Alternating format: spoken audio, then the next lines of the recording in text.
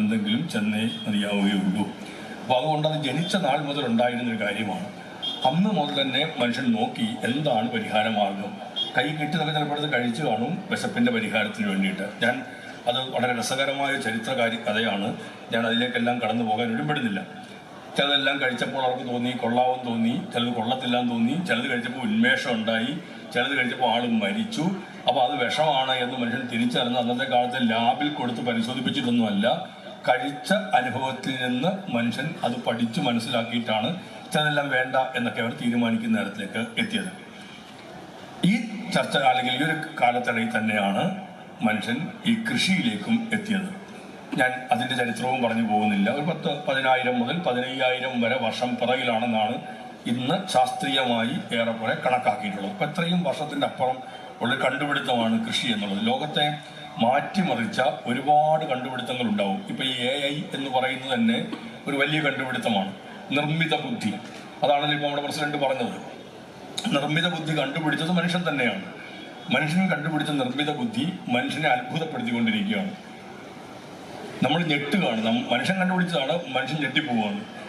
ഇതെല്ലാം നമ്മളെ അത്ഭുതപ്പെടുത്തുന്ന കണ്ടുപിടുത്തമാണ്. വിമാനം കണ്ടുപിടിച്ചതായാലും കമ്പ്യൂട്ടർ കണ്ടുപിടിച്ചതായാലും ഈ മൈക്ക് കണ്ടുപിടിച്ചതായാലും ഒക്കെ നമ്മുടെ മുമ്പിൽ അത്ഭുതം ഉണ്ടാക്കിയ കാര്യമാണ്. ആ കണ്ടുപിടുത്തങ്ങളൊക്കെ ഉള്ളപ്പോഴും ലോകത്തെ ഇപ്പോഴും അത്ഭുതപ്പെടുത്തുന്ന ഏറ്റവും പ്രമുഖമായ കണ്ടുപിടുത്തം മനുഷ്യൻ കൃഷിയിലേക്ക് എത്തി എന്നുള്ളതാണ്. അങ്ങനെയാണ് വിശപ്പിൻ്റെ ഒരു പരിഹാരത്തിലേക്ക് നമ്മളെല്ലാം എത്തുന്നത്. അവിടെ ഈ കൃഷിയിലേക്കൊക്കെ എത്തി കൃഷി ഏറ്റവും മെച്ചപ്പെട്ട ഒന്നായി തന്നെ കണക്കാക്കി മനുഷ്യൻ അവൻ്റെ വിശപ്പ് മാറുന്നതിലേക്ക് എത്തി. അപ്പോൾ നമുക്ക് ആവശ്യമുള്ളത്ര ഭക്ഷണം കൃഷി ചെയ്തുണ്ടാക്കുക എന്നതായിരുന്നു മനുഷ്യൻ്റെ ഒരു ഉത്തരവാദിത്വം. അതിന് കുറേ ഘടകങ്ങൾ ആവശ്യമായിരുന്നു. ഒന്ന്, അതിൻ്റെ ഈ വെളിച്ചം ഒരു പ്രധാന ഘടകമാവും, വെള്ളം അല്ലെങ്കിൽ മഴ ഒരു ഘടകമാവുന്നു, ചൂട് ഒരു ഘടകം. അപ്പോൾ ഈ പ്രധാനമായിട്ട് ചൂട്, സൂര്യപ്രകാശം, മഴ എന്നിവയെ ആശ്രയിച്ചാണ് ഈ കൃഷി നിന്നതെല്ലാം. നമ്മളതിനെ ഒറ്റ വാക്ക് ചിലപ്പോൾ കാലാവസ്ഥയെ ആശ്രയിക്കുന്നത്. കാലാവസ്ഥയെ ആശ്രയിച്ച് മാത്രമേ കൃഷി ചെയ്യാൻ പറ്റുള്ളൂ. അതിൻ്റെതായ മെച്ചപ്പെട്ട ഇടങ്ങൾ ഉണ്ടായി. ഓരോ ഇടങ്ങളിൽ മനുഷ്യൻ ജീവിച്ച് മെച്ചപ്പെട്ട ഇടങ്ങൾ തേടി മാറുകയായിരുന്നു. ഏറ്റവും നല്ല കൃഷി ചെയ്യാൻ പറ്റുന്ന, വിളവ് കിട്ടുന്ന ഇടങ്ങൾ നോക്കി തന്നെ മനുഷ്യൻ മാറി. ഇതൊക്കെ ചരിത്രത്തിൽ നമുക്ക് കാണാൻ കഴിയുന്ന കാര്യങ്ങളാണ്.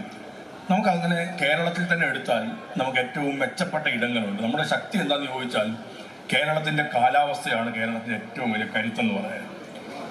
എന്ന് വെച്ചാൽ നമ്മുടെ നല്ല മഴക്കാലം കേരളത്തിലുണ്ടെന്നുള്ളതാണ്. അപ്പം നല്ല മഴക്കാലം, വലിയ മഴ പെയ്തപ്പോഴാണ് മുണ്ടക്കയിലും ചൂരൽമലയിലും പ്രതിസന്ധി ഉണ്ടാവുകയും നമ്മളെല്ലാം കൂടി ഈ ചാലിയാർ പുഴയിൽ നിന്ന് നിലമ്പൂരിൽ മൃതദേഹങ്ങൾ മുങ്ങിയെടുക്കുകയും വലിച്ചെടുക്കുകയൊക്കെ ചെയ്യേണ്ട അവസ്ഥയിലേക്ക് എത്തുന്നു.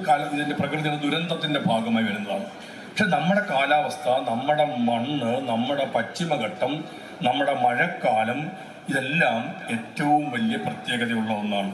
അതുകൊണ്ട് ഇവിടെ വിളയുന്ന ഉൽപ്പന്നത്തിന് ലോകത്തെ എവിടെ ഉണ്ടാകുന്ന ഉൽപ്പന്നത്തെ പോലെയും അല്ലെങ്കിൽ ഉൽപ്പന്നത്തെക്കാളും മെച്ചം ഇവിടെ ഉണ്ടാകുന്ന ഉൽപ്പന്നത്തിനുണ്ട്. ഞാൻ നേരത്തെ പറഞ്ഞതാണ് അതിൻ്റെ കാരണങ്ങൾ. നമ്മുടെ കാലാവസ്ഥ, നമ്മുടെ മണ്ണിൻ്റെ പ്രത്യേകത, നമ്മുടെ മഴക്കാലം, ഇവിടെയുള്ള ഭൂമിയുടെ പ്രത്യേകത, ഇതെല്ലാം നമ്മുടെ കരുത്താണ്. ഈ കരുത്ത് എന്തുകൊണ്ടാണ് ഇവിടെ ഉണ്ടാകുന്ന ഉൽപ്പന്നത്തിന് ഗുണമേന്മ കൂടുതലാണ്? എന്തുകൊണ്ടാണ് ഞങ്ങൾ പോലും കുറ്റ്യാടി തെങ്ങിൻ തൈ നോക്കി ഇങ്ങോട്ടേക്ക് വരുന്നത്? ഞങ്ങൾക്ക് ഇവിടുന്നാണ് ഞങ്ങളെ തെങ്ങിൻ തൈ എടുക്കുന്നതല്ലേ. ഇപ്പോൾ മലപ്പുറം ജില്ലാ പഞ്ചായത്തിൻ്റെ വെളിച്ചെണ്ണ ഞാൻ കണ്ടു. ഇവിടെ ഡബിൾ ഫിൽറ്റേഡ് വെളിച്ചെണ്ണയൊക്കെ ഉൽപ്പാദിപ്പിച്ചിട്ടുണ്ട്. അപ്പോൾ ഈ മലബാറിൻ്റെ തേങ്ങ വിദേശ രാജ്യങ്ങളിലേക്ക് പോയി. വിദേശ രാജ്യങ്ങൾ എന്നല്ല, ഇപ്പം ഈ അറബി പലഹാരങ്ങളെ കുറിച്ച് പറയുമ്പോൾ ചരിത്രത്തിൽ കാണാം, നിങ്ങൾ നോക്കിയാൽ മതി. ഇവിടുന്ന് കൊണ്ടുപോയ തേങ്ങ ഉപയോഗിച്ചിട്ടാണ് ഗൾഫ് രാജ്യങ്ങളിൽ അറബികൾ അതിഗംഭീരം അല്ലെങ്കിൽ ഏറ്റവും നല്ല രുചിയേറിയ പലഹാരം ഉണ്ടാക്കിയത്.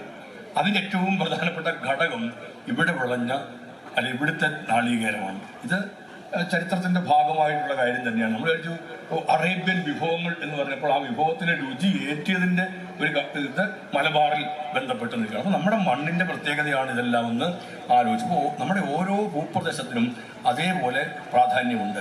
ഇവിടെ ഉൽപ്പാദിപ്പിക്കുന്ന ഉൽപ്പന്നത്തിന് ഗുണമേന്മയുണ്ടെന്നുള്ളത് കൊണ്ട് തന്നെ ആ ഗുണമേന്മയ്ക്കനുസരിച്ച് വിപണി ഉണ്ടാക്കിയാൽ ഉൽപ്പാദിപ്പിക്കുന്നവർക്ക് അതിൻ്റെ പ്രയോജനം കൂടുതൽ ലഭ്യമാവുന്നത്. ഇവിടെ നമുക്ക് ചില പ്രതിസന്ധികളുണ്ട്. മെച്ചം മാത്രമല്ല, പ്രതിസന്ധികളുണ്ട്. എന്താ പ്രതിസന്ധി? കാലാവസ്ഥയിൽ ഉണ്ടാകുന്ന മാറ്റം തന്നെ ഒരു പ്രതിസന്ധിയാണ്. അത് ചിലപ്പോൾ ചൂട് കൂടുന്നു. ഞങ്ങൾ ഒരിക്കൽ അനുഭവിച്ച വലിയൊരു പ്രശ്നം, ഏലം മുഴുവൻ കരിഞ്ഞുണങ്ങുന്നു. ഒരു 100 കൊല്ലത്തിനിടയിൽ എങ്ങും അങ്ങനെ സംഭവം ഉണ്ടായതായിട്ട് രേഖപ്പെടുത്തപ്പെട്ടില്ല. ഏലം കരിഞ്ഞുണങ്ങുകയാണ്. ഞാൻ കാണാൻ പോയതാണ്. പോയപ്പോൾ ഞങ്ങളുടെ നാട്ടിൽ വയലിൽ കൊയ്ത്ത് കഴിഞ്ഞ് നമ്മൾ ഉപയോഗിക്കും, ഞങ്ങളതിന് കച്ചി എന്നാണ് പറയുന്നത്, വൈക്കോലിന്. അത് ഉണങ്ങി നല്ല ഒരു ഗോൾഡൻ കളർ പോലെ കളറായി തീരുമല്ലോ. ആ കളറിൽ ഏലം കരിഞ്ഞ് കിടക്കുകയാണ്. ഏലം ഒരിക്കലും അങ്ങനെ കിടക്കില്ല. അപ്പം ഇങ്ങനെ അനുഭവം നേരത്തെ ഉണ്ടായിട്ട് ആർക്കും വരുന്നില്ല. 82-ലെ വരൾച്ചയ്ക്ക് പോലും ഞങ്ങൾക്ക് ഇങ്ങനെ ഉണ്ടായില്ല എന്ന് അവിടുത്തുകാർ പറയുന്നുണ്ട്. അപ്പോൾ ഇത് ആദ്യത്തെ അനുഭവമാണ്. അപ്പോൾ ഇത് കാലാവസ്ഥയിലുള്ള മാറ്റം. എത്ര വലിയ ചൂടാണ്. അതങ്ങോട്ട് കഴിഞ്ഞ് ഞാനും ശ്രീ റോഷി അഗസ്റ്റനും കൂടി ഇടുക്കിയിൽ അവിടെ എല്ലാം പോയി ഇതെല്ലാം കണ്ടിട്ട് തിരിച്ചു വന്ന് റിപ്പോർട്ട് എഴുതി തയ്യാറാക്കി അതെല്ലാം ഫൈനൽ റിപ്പോർട്ട് വായിച്ചുകൊണ്ടിരിക്കുമ്പോൾ ടി വിക്കകത്ത് കാണാം കളമശ്ശേരിയിൽ സ്ഫോടനം എന്ന്. ഞാൻ അത്ഭുതപ്പെട്ടു. പെട്ടെന്ന് തന്നെ ഞെട്ടിപ്പോയി. ഒരു സ്ഫോടനം കഴിഞ്ഞുള്ളൂ. ഒന്നുകൂടെ വായിച്ചു മേഘസ്ഫോടനം എന്നാണ് വന്നിരിക്കുന്നതെല്ലാം. മേഘസ്ഫോടനം എന്ന് പറയുമ്പോൾ ഇനി ഭയക്കണ്ടെന്നല്ല, പക്ഷെ വലുതായിട്ട് ഭയങ്കരമായ വെള്ളപ്പൊക്കത്തിലേക്ക് അവിടെയെല്ലാം എത്തുകയായിരുന്നു. അവിടെ ചെറിയൊരു ഗ്യാപ്പിനിടയിൽ അതിഭയങ്കരമായ മഴ, അത്യുഷ്ണം, ചൂട് കൂടുന്നു, വെള്ളം കരിഞ്ഞുണങ്ങുന്നു. ഈ കാലാവസ്ഥയുടെ മാറ്റം ആദ്യം ബാധിക്കുന്നത് എന്തിനെയാണ്? ആദ്യം ബാധിക്കുന്നത് കൃഷിയാണ്. കാരണം ഞാൻ നേരത്തെ കാലാവസ്ഥയെ അടിസ്ഥാനപ്പെടുത്തിയാണ് കൃഷി നിൽക്കുന്നത്. അതുകൊണ്ട് തന്നെ കാലാവസ്ഥയിൽ മാറ്റം ഉണ്ടാകുമ്പോൾ ഗുണപരമല്ലാത്ത എല്ലാ മാറ്റവും ചൂട് കൂടിയാൽ, മഴ കൂടിയാൽ ഒക്കെ കൃഷിയെ ബാധിക്കുകയാണ്. ഇത് ഒരു പ്രശ്നമാണ്. രണ്ടാമത്തെ പ്രശ്നം ഇവിടെ നേരത്തെ ബഹുമാന്യനായ MLA വന്യമൃഗങ്ങളുടെ പ്രശ്നമാണ്. അപ്പം മുൻപും വന്യമൃഗങ്ങൾ ഉണ്ടായിരുന്നു. അതുകൊണ്ട് മാൻ ആനിമൽ കോൺഫ്ലിക്റ്റ് നമ്മൾ പറയുന്ന മനുഷ്യ മൃഗ തർക്കം അല്ലെങ്കിൽ കോൺഫ്ലിക്റ്റ്, വൈരുദ്ധ്യം, ഇത് പണ്ട് കാലം മുതലേ ഉള്ള, പക്ഷെ എന്നാൽ നമ്മൾ ഇന്ന് വളരെ അതിനൊരു രൂക്ഷതയിലേക്ക് നമ്മളിപ്പോൾ കയറുകയാണ്. നാട്ടിൽ കൃഷി ചെയ്യാൻ പറ്റാത്ത ഏതാ പ്രശ്നങ്ങളിലേക്ക് എത്തുന്നു. വന്യമൃഗങ്ങൾ കാട്ടിൽ നിന്ന് പുറത്തേക്ക് എത്തുന്നു. ഞാൻ പറഞ്ഞു, എൻ്റെ നാട്ടിലാണെങ്കിൽ എൻ്റെ ജില്ലയിൽ കാടില്ല. ആലപ്പുഴ ജില്ലയാണ് കേരളത്തിൽ കാടില്ലാത്ത ഏക ജില്ല. അവിടെ ഇപ്പോൾ ഞങ്ങൾ അനുഭവിക്കുന്ന ഒരു പ്രശ്നം കാട്ടുപന്നിയുടേതാണ്. പന്നിക്ക് പോകാൻ പാസ്പോർട്ടും വിസയുടെയൊന്നും ഒരു ആവശ്യമൊന്നുമില്ല. അത് പിന്നെ കൃഷിയിടങ്ങളിലേക്ക് എത്തുകയാണ്, എല്ലാം നശിപ്പിക്കുന്ന തരത്തിലേക്ക് എത്തുകയാണ്. അപ്പോൾ നമ്മൾ കേന്ദ്ര ഗവൺമെൻറ്റിനോട് ആവശ്യപ്പെട്ട് ഇതിനെ ക്ഷുദ്രജീവിയായി പ്രഖ്യാപിക്കണം. കേന്ദ്ര ഗവൺമെൻറ് ഒരു കാരണവശാലും അതിനെ ക്ഷുദ്രജീവിയായി പ്രഖ്യാപിക്കില്ല എന്ന നിലപാടെടുത്തു. അപ്പോൾ ഞങ്ങൾ ആലോചിച്ച് എന്ത് ചെയ്യാൻ പറ്റും? അങ്ങനെയാണെങ്കിൽ തദ്ദേശ സ്വയംഭരണ സ്ഥാപനങ്ങളുടെ അധ്യക്ഷന്മാർക്ക് DFOയ്ക്കുള്ളൊരു അവകാശം കൊടുക്കാം. എന്തിനും അങ്ങനെ ഒരു ഉത്തരവിറക്കിയിട്ട് DFOമാർക്ക് മാത്രമേ ഈ പന്നിയെ മറ്റും കൊല്ലാനുള്ള ഉത്തരവിടാനുള്ള അവകാശം ഉണ്ടായിരുന്നു. ഇപ്പം ഇവിടെ ഇരിക്കുന്ന പഞ്ചായത്ത് പ്രസിഡന്റും ഉത്തരവിടാനുള്ള അവകാശമുണ്ട്. അവകാശം ഉണ്ടെന്ന് അറിഞ്ഞുകൊണ്ടേ പന്നി പേടിച്ച് തിരിച്ചു പോയതൊന്നുമില്ല. പഞ്ചായത്ത് പ്രസിഡന്റ് അവകാശം കിട്ടിയിരിക്കുന്നു എന്ന് പന്നി അറിഞ്ഞില്ലല്ലോ, ഒന്നെങ്കിലല്ലേ ഒക്കത്തുള്ളൂ. ഇപ്പോൾ കൊല്ലത്തിനൊക്കെ തോക്കിന്റെ ലൈസൻസിന്റെ പ്രശ്നമുണ്ട്, ആളിനെ കിട്ടാനുള്ള പ്രശ്നമുണ്ട്. പ്രായോഗികമായി എങ്ങനെ നമുക്ക് ലൈസൻസ് ഉള്ളവരെയും റിട്ടയർഡ് മിലിറ്ററി, പോലീസ് അംഗങ്ങളുള്ളവരെയും പ്രത്യേക റൈഫിൾ ക്ലബ്ബുകളുടെ ഒക്കെ സഹായത്തോടെ ഞങ്ങൾ പരിശീലനം ഞങ്ങൾ ആലോചിക്കുകയാണ് ഇതുമായി ബന്ധപ്പെട്ടിട്ട്. അപ്പം ഇങ്ങനെയൊക്കെ നമുക്ക് ഇതിനെ കൊല്ലുക എന്നുള്ളതല്ലാതെ വേറെ മാർഗമില്ല. കൃഷിക്ക് രക്ഷയില്ലാതെ, കർഷകന് രക്ഷയില്ലാതെ വേറെ ബാക്കിയെല്ലാമാണ് രക്ഷിക്കേണ്ടത് എന്ന് പറയാൻ നമുക്ക് അംഗീകരിക്കാൻ. അത് കേവലമായി വന്യമൃഗങ്ങളുള്ള ഒരു ദേഷ്യം കൊണ്ട് പറയുന്നതല്ല അത്. പക്ഷേ കൃഷി എന്നതാണ് നമ്മുടെ ഭക്ഷണത്തിൻ്റെ അടിസ്ഥാനം. കൃഷിയില്ല എങ്കിൽ പിന്നെ എങ്ങനെയാണ് വിശപ്പിൻ്റെ പരിഹാരം ഉണ്ടാവുക? കൃഷിയില്ല എങ്കിൽ മനുഷ്യൻ വിശന്നിരിക്കേണ്ടുന്ന അവസ്ഥയിലേക്ക് തന്നെ എത്തും. അപ്പോൾ 10,000 വർഷങ്ങൾക്ക് മുമ്പാണ് കൃഷി തുടങ്ങിയതെന്ന് ഞാൻ പറഞ്ഞു. കണക്ക് വെറുതെ നോക്കുമ്പോൾ 10,000 വർഷങ്ങൾക്ക് മുമ്പ് ലോകത്തിൻ്റെ ജനസംഖ്യ എന്ന് പറഞ്ഞു കഴിഞ്ഞാൽ 0.5 കോടിയാണ്. എന്ന് പറഞ്ഞാൽ കേവലം 50 ലക്ഷം മാത്രമാണ് അന്ന് ലോകത്തിൻ്റെ ജനസംഖ്യ എന്ന് പറയുന്നത്. അത് ഏതാണ്ട് ഒരു 1800 എത്തുമ്പോഴേക്കും ആ ജനസംഖ്യ ഒരു 100 കോടിയായിട്ട് മാറി. 1960 ആയപ്പോഴേക്കും ലോകത്തിൻ്റെ ജനസംഖ്യ 300 കോടിയായിട്ട് മാറി. 99 അത് 600 കോടിയായിട്ട് മാറി. 2020 കണക്ക് ലോകത്തിൻ്റെ ജനസംഖ്യ 782 കോടി എന്നുള്ളതാണ്. 2050 കണക്ക് കൂട്ടുന്നത് ഏതാണ്ട് 970 കോടിയായി ജനസംഖ്യ. അപ്പം നേരത്തെ വന്ന സ്പീഡ് അല്പത്തായെങ്കിൽ പോലും കുറയുന്നില്ല എന്ന് നമ്മൾ മനസ്സിലാക്കിക്കോണം. ആയുർദൈർഘ്യം കൂടുന്നുണ്ട്. ആ കൂടുന്ന അനുസരിച്ചിട്ട് തന്നെയും ജനസംഖ്യ വർദ്ധിക്കുന്നുണ്ട്. അപ്പോൾ ആയുർദൈർഘ്യം കൂടുന്നുണ്ട്, ജനസംഖ്യയുടെ വർധനമെല്ലാം കണക്ക് കൂട്ടുമ്പോൾ ഏതാണ്ട് 2050 ആകുമ്പോഴേക്കും 970 കോടി എന്നാണ് ജനസംഖ്യയെക്കുറിച്ച് കണക്ക് കൂട്ടുന്നത്. ഈ 970 കോടി മനുഷ്യർക്ക് ഭക്ഷണം ഉണ്ടാവേണ്ടത് ഈ കൃഷിയിലൂടെയാണ്. ആ കൃഷിയിൽ ഇപ്പം ഈ പറയുന്ന തരത്തിലേക്ക് പോയി കഴിഞ്ഞാൽ ഇന്നത്തെ ഭക്ഷ്യോൽപാദനം ഒരു 60% മുതൽ മുകളിലേക്ക് വർദ്ധിച്ചെങ്കിൽ മാത്രമേ ഇപ്പം കാണുന്നതിൻ്റെ 60 മുതൽ ഏതാണ്ടൊരു പല കണക്കുകൾ പറയുന്നുണ്ട്. പക്ഷേ 60 മുതൽ 80% വരെയെങ്കിലും വർദ്ധിച്ചെങ്കിൽ മാത്രമേ 2050 ഈ ഉള്ള ആളുകളുടെ ഭക്ഷണം ലോകത്തുണ്ടാവുകയുള്ളൂ. ഈ ഭക്ഷണത്തിന് ഒരു ഫാക്ടറിയിൽ ഭക്ഷണം ഉണ്ടാവുന്നതേ ഇല്ല. നമുക്ക് ഭക്ഷണം ഉണ്ടാക്കണമെങ്കിൽ കൃഷി തന്നെയാണ്.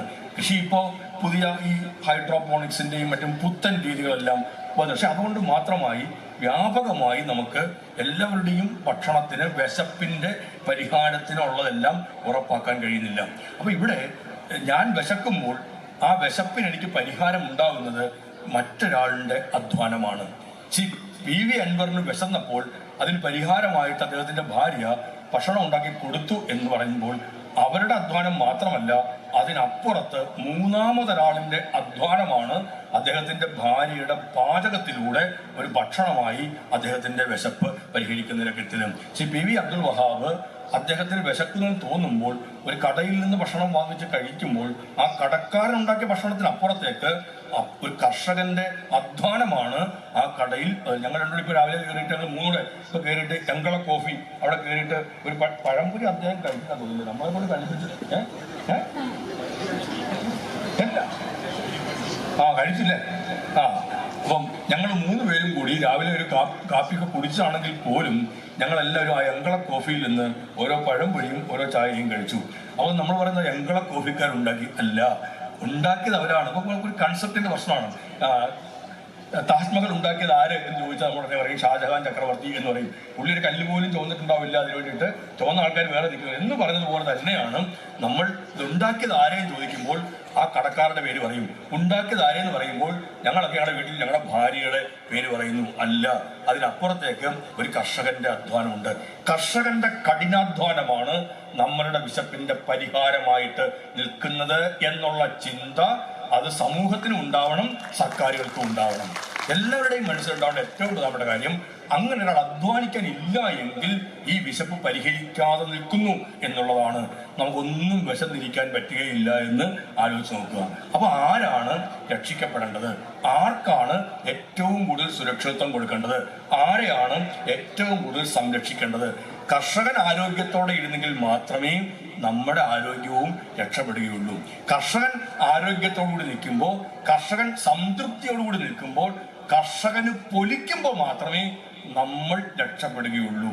ഇത് ചിന്തിക്കാതെ നമുക്ക് മുമ്പോട്ട് പോകാൻ പറ്റുകയില്ല. ഇവിടെയാണ് കർഷകന്റെ വരുമാനത്തിന്റെ വർധന ഉണ്ടാവേണ്ടതുണ്ട്, അവർക്കുണ്ടാകുന്ന ബുദ്ധിമുട്ട് പരിഹരിക്കേണ്ടതുണ്ട്. അപ്പം ഞങ്ങൾ തന്നെ, ഞാൻ ഈ ചുമതല എടുത്ത് വരുമ്പോൾ എൻ്റെ നാട്ടിലെ അനുഭവം ഈ പറഞ്ഞ പോലെ പ്രശ്നമാണ്. എന്താ വെച്ചാൽ ഈ കാട്ടുപന്നിയെ വെടിവെച്ചു കൊല്ലാൻ വേണ്ടിയിട്ട് ഞാനൊക്കെ പത്തനംതിട്ട പോകണം. ഞാൻ റാന്നി DFOയുടെ അവിടെ പോയി കറങ്ങി നടക്കുകയാണ് ഈ ഇവിടെ ആളിനെ കൊണ്ടുവരാൻ വേണ്ടിയിട്ട്. അങ്ങനെ അവർ ഉത്തരവൊക്കെ തന്നു, വന്ന് നോക്കിയിട്ട് ഉത്തരവൊക്കെ തന്നു. ആലപ്പുഴ ജില്ലയിൽ നിന്നാണ് പത്തനംതിട്ട ജില്ലയിൽ പോയിട്ട് അവിടുത്തെ DFO ഒക്കെ കണ്ടിട്ട് വന്ന് ഇതെല്ലാം റെഡിയാക്കി ഇവിടെ വന്നിട്ട് ആരുമില്ല, വെടിവെക്കാൻ ആരും വരുന്നില്ല. ഞാൻ തന്നെ ഒരാളിനെ കണ്ടുപിടിച്ചു. അയാൾ വേറെ ആൾക്കാരിലൂടെ അയാളെ കുത്തിത്തിരിപ്പ് നടത്തി വിട്ടു. കാരണം കേസാണ്, വലിയ കേസായി പോകുമെന്നൊക്കെ പറഞ്ഞ് പേടിപ്പിച്ചാൽ പോയി. ഞാൻ വനംവകുപ്പുകാരോട് പറഞ്ഞു, നിങ്ങളുടെ ഉണ്ടെങ്കിൽ ഒരാളിനെത്താം. അവർ 3-4 പേര് തോക്കുമായിട്ടൊക്കെ വന്നു. എൻ്റെ നാട്ടിൽ ഉത്സവമായിരുന്നു, അവർ പോകുന്നത് വരെയും. പക്ഷെ ഒരു പന്നിയെ പോലും വെടിവെക്കാൻ ഒത്തില്ല, കിട്ടിയില്ല. പിന്നെ ഒരു 3 എണ്ണം ഒരു കിണറ്റിൽ വീണും മരിച്ചതാണ് ഞങ്ങൾക്ക് ആകെയുള്ളൊരു ആശ്വാസം എന്ന് പറയുന്ന ഇടത്തേക്ക് എല്ലാം എത്തിയത്. അപ്പോൾ ഇത് അനുഭവിച്ചിട്ടാണ് ഞാനും വന്ന് കൃഷി വകുപ്പിൻ്റെ മന്ത്രിയായത്. അപ്പോൾ എന്നോടെല്ലാവരും ചോദിക്കും, എന്താണ് പരിഹാരമാർഗം? വകുപ്പിനൊരു പരിഹാരമാർഗവും ഇല്ല. കാരണം നമ്മുടെ റൂൾസ് ഓഫ് ബിസിനസ് അനുസരിച്ചിട്ട് ഓരോരുത്തരും ഓരോ കാര്യം ചെയ്യണമെന്നാണല്ലോ. അപ്പം ഞാൻ കയറിയിട്ട് വ്യവസായത്തിൻ്റെ കാര്യം നോക്കാൻ പറ്റത്തില്ല, ഞാൻ കയറിയിട്ട് PWയുടെ കാര്യം നോക്കാൻ നോക്കില്ല, ഞാൻ കയറിയിട്ട് സിവിൽ സപ്ലൈസ് ചെയ്യാൻ നോക്കില്ല. എനിക്ക് നോക്കാൻ തന്നെ. അപ്പം കൃഷിക്കകത്ത് എനിക്ക് നോക്കുന്നല്ല, ഓരോ വകുപ്പിനും, മന്ത്രിക്ക് മാത്രമല്ല വകുപ്പിന് തന്നെയും നിശ്ചിതമായ ഓരോ മേഖല പറഞ്ഞിട്ടുണ്ട്. അപ്പം ഞങ്ങളുടെ മേഖല വരുന്നതല്ല ഈ വനം വന്യജീവി എന്ന് പറഞ്ഞു. പക്ഷെ അനുഭവിക്കുന്ന മൊത്തം ആരാണ്? കൃഷിക്കാരനാണ്. എത്ര നാൾ ഞാൻ ഇങ്ങനെ പറഞ്ഞു നിൽക്കാൻ പറ്റും? ഞങ്ങളുടെ വകുപ്പല്ല കേട്ടോ പറയുന്ന ആൾക്കാരെല്ലാം നമ്മോട് പറയുമ്പോൾ അത് അങ്ങനെ എത്ര നാൾ പറഞ്ഞു പോകാൻ ഒക്കും? അതൊരു പ്രതിസന്ധി ആയപ്പോൾ കഴിഞ്ഞ ബജറ്റിനകത്ത് ഞങ്ങൾ തീരുമാനിച്ചു, കൃഷിക്കുള്ള കാര്യങ്ങൾക്കകത്ത് ഇച്ചിരി പൈസ നീക്കി വെക്കണം. അങ്ങനെ 2 കോടി രൂപ ഞങ്ങൾ ഇതിനു വേണ്ടി, ഇതിനെന്തെല്ലാമാണോ പ്രതിവിധി ചെയ്യാൻ പറ്റുന്നതിന് വേണ്ടി 2 കോടി രൂപ നീക്കി വെക്കാൻ ഞങ്ങൾ തീരുമാനിച്ചത്. ആദ്യമായിട്ടാണ് കേരളത്തിൽ കൃഷി വകുപ്പ് 2 കോടി രൂപ നീക്കി വെക്കുന്നത്. അതെല്ലാം വലിയ സംഖ്യയൊന്നുമല്ല. അതിനി കൂടുതൽ നീക്കി വെച്ചാൽ വിത്തിന് കൊടുക്കുന്ന പൈസ പോകും, കൂടുതൽ നീക്കി വെച്ചാൽ തൈക്ക് കൊടുക്കുന്ന പൈസ പോകും, കർഷകന്റെ ആനുകൂല്യം പോകും. നമുക്ക് വേറെ നോട്ടടിക്കാൻ അവകാശം ഇല്ലാത്തതുകൊണ്ട് കിട്ടുന്നതിനകത്തുനിന്നേ ഒക്കുള്ളൂ. അപ്പൊ ഞങ്ങൾ വീണ്ടും ചെയ്തത് RKVYയിലൂടെ വീണ്ടും 25 കോടി രൂപയും കൂടി ഞങ്ങൾ അതിനകത്തേക്ക് ഉൾപ്പെടുത്തി. അപ്പോൾ ഇത് നമുക്കൊരു ധനകാര്യ പ്രതിസന്ധി നമ്മുടെ കേരളത്തിലുണ്ട്. ഇപ്പം ഏത് പദ്ധതി നടപ്പിലാക്കുമ്പോൾ ഒരു സാമ്പത്തിക പ്രശ്നം നമ്മുടെ മുമ്പിലുണ്ടാവും. കൃഷി വകുപ്പിനകത്തും ഒരു വലിയ പ്രശ്നമെല്ലാം ഉണ്ട്. ഇപ്പോൾ 25-27 കോടി കൊണ്ടൊന്നും ആവില്ല എന്നറിയാം. പക്ഷെ എങ്കിലും അത് വെച്ച് ഞങ്ങൾ കൃഷി വകുപ്പ് കൂടി ഈ വന്യജീവി സംഘർഷങ്ങൾ പരിഹരിക്കുന്നതിന് വേണ്ടി ഇടപെടാൻ തീരുമാനിച്ചു. ഇനിയും നമുക്ക് ചില സോളാർ ഫെൻസിങ്ങിൻ്റെ കാര്യം പറയും, ചിലയിടത്ത് പ്രായോഗികം ചിലയിടത്ത് അപ്രായോഗികം പറയുന്നുണ്ട്. ഞാൻ ഒരു ദിവസം സ്റ്റാർട്ടപ്പുകളുടെ ഒരു മീറ്റിംഗ് ഹൈദരാബാദിൽ ഞാനും ഞങ്ങളുടെ കൃഷി വകുപ്പ് ഡയറക്ടർ അതിൽ ഇതിനകത്ത് പരിപാടിക്കകത്ത് പേര് കണ്ടു, വേറെ എന്തോ പരിപാടി ബന്ധപ്പെട്ട് പോയാണെന്ന് തോന്നുന്നു. അപ്പം അതിലെയും ഞങ്ങളെല്ലാം കൂടി ഹൈദരാബാദിൽ ഇതിനൊരു സ്റ്റാർട്ടപ്പിൻ്റെ മീറ്റിങ്ങിൽ പോയി. അവരുമായിട്ട് ഞങ്ങൾ ഈ മാസം ജനുവരിയിൽ തന്നെ കേരളത്തിൽ ഞങ്ങളൊരു കോൺക്ലേവ് വെക്കുന്നുണ്ട്. ഒരു ഡിവൈസ്, ചെറിയ പൈസ വലിയ പൈസയൊന്നും ആവുന്നില്ല, ആനയെയും പന്നിയെയും ഒക്കെ ഓടിക്കാൻ പറ്റുന്ന തരത്തിൽ ഇവിടെ നേരത്തെ ജില്ലാ പഞ്ചായത്ത് പ്രസിഡന്റ് പറഞ്ഞതുപോലെ നിർമ്മിത ബുദ്ധിയുടെ ആർട്ടിഫിഷ്യൽ ഇന്റലിജൻസിന്റെ സഹായത്തോടു കൂടി ഈ മൃഗം അടുത്ത് വന്നാൽ പ്രത്യേകമായ സൗണ്ട് പുറപ്പെടുവിച്ചതിനെ ഓടിക്കാൻ പറ്റുന്ന ഒരുണ്ട്. അപ്പോൾ ഇങ്ങനെയുള്ള പുതിയ മാർഗങ്ങൾ കൂടി ഞങ്ങൾ തേടുന്നുണ്ട്. ഞങ്ങളത് ഞങ്ങളുടെ ഉത്തരവാദിത്തമായി തന്നെ കൃഷി വകുപ്പിന്റെ മുൻകൈയിൽ പരീക്ഷണ അടിസ്ഥാനത്തിൽ കേരളത്തിൽ അത് പ്രയോഗിച്ച് നോക്കുന്നതിനാണ് ഞങ്ങൾ ഇപ്പോൾ ശ്രമിച്ചുകൊണ്ടിരിക്കുന്നത്. ഇനി സാമ്പത്തികമായി വേറെയും ചില പ്രയാസങ്ങളെല്ലാം ഉണ്ടാകുമെങ്കിലും ഞങ്ങൾ മൊത്തത്തിൽ കേരളത്തിൽ കൃഷി വകുപ്പിന് എവിടെ നിന്ന് പൈസ കിട്ടുമോ ഞങ്ങൾ നോക്കി. ഒരു രക്ഷയില്ല, ആകെ വലിയ പ്രതിസന്ധിയും പ്രയാസവും എല്ലാമാണ്. കർഷകരെ സഹായിക്കാൻ എന്താണ് മാർഗമെന്ന് നോക്കി. ഞങ്ങൾ ലോൺ എടുക്കാൻ പറ്റുന്ന എല്ലായിടങ്ങളിലും നോക്കി. അങ്ങനെ ഒരു വേൾഡ് ബാങ്കുമായി ബന്ധപ്പെട്ട മൊത്തം ലോണാണ്, തിരിച്ച് നമ്മൾ പലിശ സഹിതം അടക്കേണ്ടതാണ്. അങ്ങനെ ഒരു ലോണിന് വേണ്ടി നീങ്ങി. അങ്ങനെ 2024 കഴിഞ്ഞ വർഷം തൊട്ടങ്ങോട്ട് മാറി ഒക്ടോബർ മാസം 31 2375 കോടിയുടെ പദ്ധതിക്ക് അന്തിമ അനുമതിയായി എന്നുള്ള വിവരം സന്തോഷപൂർവ്വം നിങ്ങളെ അറിയിക്കുകയാണ്.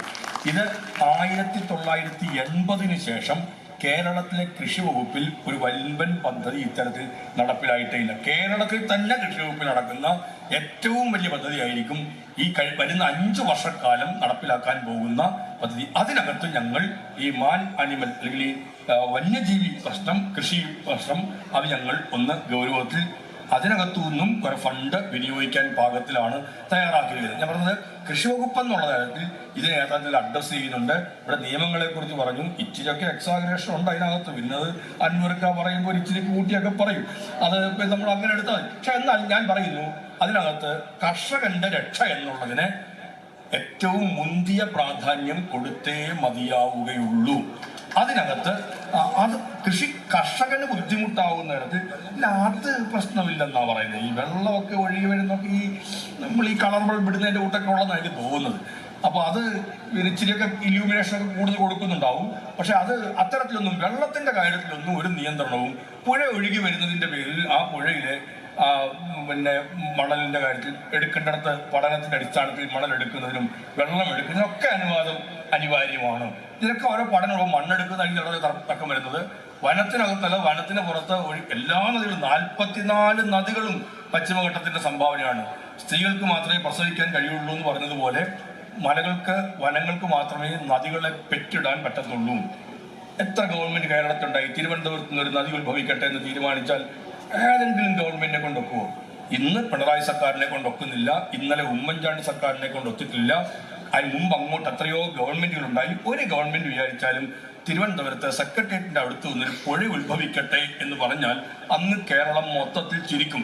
ഇങ്ങനെ തീരുമാനിക്കാനുമാർക്ക് വല്ലതുണ്ടോ എന്ന് ആലോചിക്കും. നമുക്ക് അതെല്ലാം മനകളുടെ പ്രത്യേകത. അതിൻ്റെ അർത്ഥം ആ ഒഴുകി വരുന്ന എല്ലായിടത്തും അതുകൊണ്ട് വനവുമായി ബന്ധപ്പെട്ട നിയമം ബാധകമാവണം എന്ന് പറഞ്ഞാൽ അതൊരു ശരിയല്ല, അങ്ങനെയില്ല, അങ്ങനെ ഉണ്ടാവുകയില്ല എന്ന് വനം വകുപ്പ് മന്ത്രി തന്നെ പറഞ്ഞതുകൊണ്ടാണ് ഞാൻ ഇവിടെ പറഞ്ഞത്. എന്നാൽ കർഷകരുടെ ആശങ്കകൾ പരിഹരിച്ച് തന്നെയായിരിക്കും മുമ്പോട്ടേക്ക് പോവുക. കർഷകരുടെ ആശങ്കകൾ പരിഹരിക്കുകയും കർഷകന് സുരക്ഷിതത്വം ഉറപ്പുവരികയും ചെയ്തെങ്കിൽ മാത്രമേ സമ്മാനങ്ങൾ എന്നേക്കുമുള്ള ഓർമ്മക്കുറിപ്പാകണം. പ്രിയപ്പെട്ടവർക്ക് നൽകൂ ആരെയും മോഹിപ്പിക്കുന്ന സഫായുടെ ഡയമണ്ട് ആഭരണങ്ങൾ. സഫ ജ്വല്ലറി, പാരമ്പര്യം പൊന്നാക്കിയ ആത്മബന്ധം.